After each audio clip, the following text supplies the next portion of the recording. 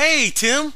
I am a frequent reader and visitor to your website, and I was quite amused at the arrogance you displayed when promoting Veritas 48's fairly recent presentation of the Kalam, as you went so far as to call us laymen and our objections pop.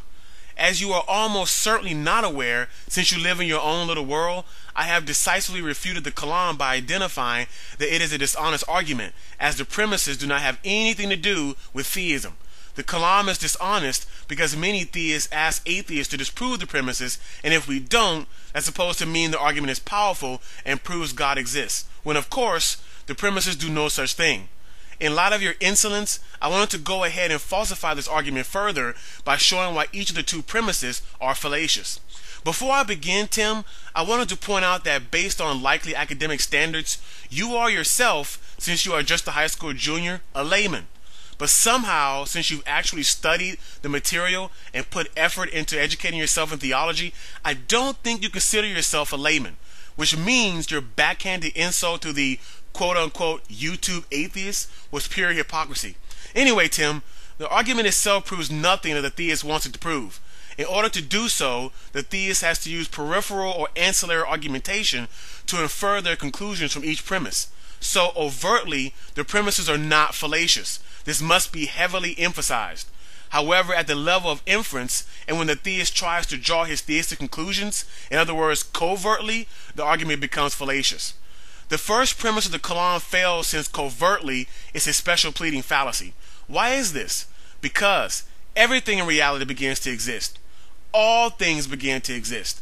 The first premise was a dishonest ad hoc construction designed to exempt God from the same reality that applies to everything else. Under the surface of the first premise, all it is saying is everything except God begins to exist. And why is God beginningless? Because theists define God as such. This is otherwise known as a double standard in trying to hide behind definition and define something into existence. That fails, Tim.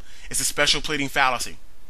The second premise of the Kalam fails, Tim, since it covertly commits a fallacy of ambiguity at the level of theistic inference, where the theist tries to use the argument to prove what he wants it to prove. The second premise commits a fallacy of ambiguity because in order for the argument to work for the theist, the universe beginning to exist needs to be from nothing. It needs to be God creating something from nothing.